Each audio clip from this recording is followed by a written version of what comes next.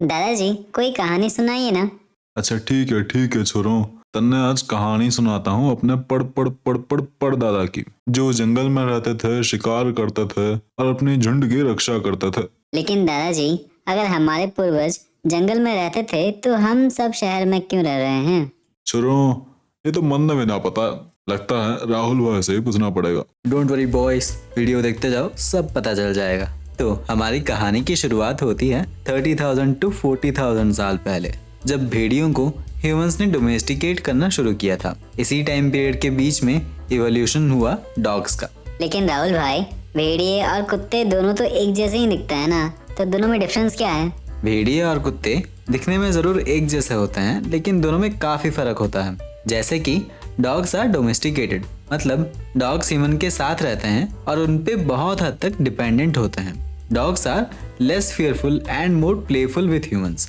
आप कुत्ते के साथ खेल सकते हो, लेकिन भेड़िए से खेलना आपको बहुत भारी पड़ सकता है। भेड़ियों के पास long legs and narrow chest होता है, जिससे कि वो ज्यादा तेज दौड़ पाए, जबकि डॉग्स थोड़े से छोटे और मोटे होते हैं। भेड़ियों के दांत और नाखून ज्यादा बड़े एंड शार्प होते हैं, जिससे कि वो शिकार कर पाए एंड रॉ फूड इजीली खा पाए। अगर किसी वजह से जंगल में गए हो और एक भेड़िए को देख लिया तो ओली लिली पपी करते हुए पास में मत चले जाना, खूंखार होते हैं वो जानवर।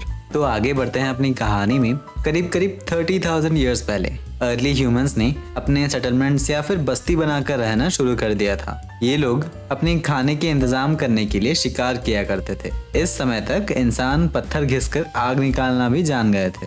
वो जंगल में शिकार करते थे और उसे अपने बस्ती में ले जाते थे, जहाँ पर वो फायर का यूज करके शिकार को पकाते और फिर पार्टी करते। अब पकते हुए खाने की इसी स्मेल से आसपास के भेड़िए भी उस जगह तक अट्रैक्ट हो जाते, कुछ लेफ्ट ओवर खाना या फिर हड्डियों के लालच में। उन भेड़ियों में से जो भेड़िए कम एग्रेसिव थे और इंसानों से थोड़ा कम डरा करते थे, उन्हें इंसानों ने अपना बचा कुचा खाना देना शुरू कर दिया।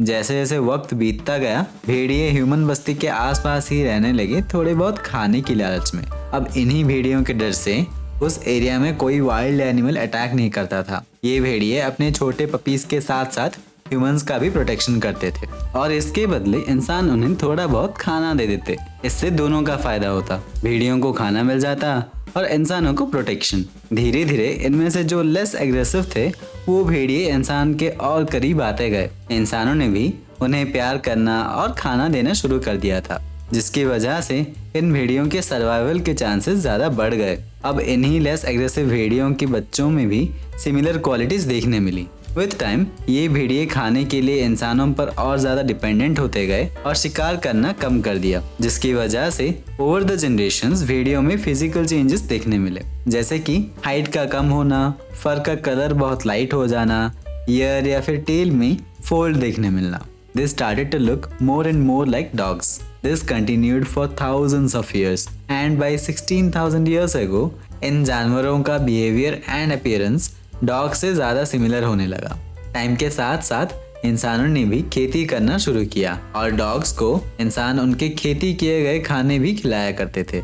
इस पॉइंट ऑफ टाइम तक डॉग्स ह्यूमन लाइफ के एक क्लोज कंपेनियन बन गए थे। इन डॉग्स को इंसान हंटिंग पे ले जाते, खाना और इंसानों की प्रोटेक्शन के लिए यूज करते और दूसरे ट्राइब्स के साथ वॉर में भी कुत्ते हमारी मदद करते। इसके चलते डॉग्स का ह्यूमंस के साथ अटैचमेंट और बढ़ने लगा, जिसका प्रूफ हमें वर्ल्ड के कई जगह पर किए गए आर्कियोलॉजिकल सर्वेस से मिलता है, जिसमें ये पाया गया कि डॉग्स को रिचुअल्स के साथ दफनाया जाता था, similar to what we do with humans. कई केसेस में तो डॉग्स को ह्यूमंस के साथ ही दफनाया जाता था या फिर ममीफाई किया जाता था इजिप्ट में।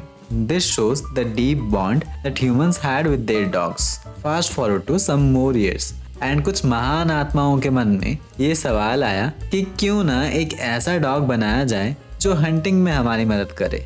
So they bred the fastest running dogs with the dog that had a keen nose. Sledge pull करने के लिए एक डॉग चाहिए था, so they bred the big and high energy dogs together. ऐसे एक्सपेरिमेंट करते करते we humans made dogs for our every possible need, such as hunting के लिए एक डॉग चाहिए तो मिलिए ब्लड हाउंड से, या फिर गार्डिंग के लिए डॉग चाहिए तो ये लीजिए बुल मैस्टिफ, या फिर आपको एग्रेसिव डॉग्स पसंद नहीं और आपको प्लेफुल एंड फैमिली डॉग्स चाहिए तो आपके लिए है लैब्राडोर। अच्छा, फिर आपके घर में बड़े डॉग्स के लिए जगह नहीं है और आपको चाहिए थोड़ा कॉम्पैक्ट एंड छोटा डॉग, देन मिलिए पग से।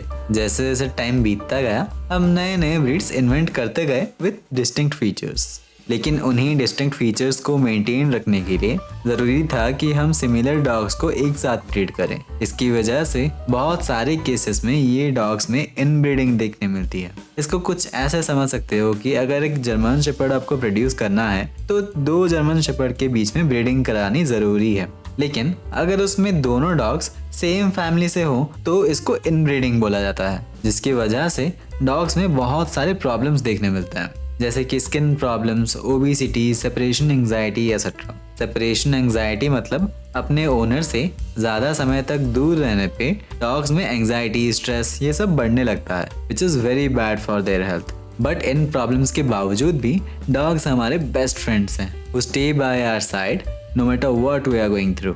Well, friends are a very important aspect of our life, and there is a web series called Friends which shows how important friends can be in our life. To check the review of the show, click on this video over here. I'll see you there.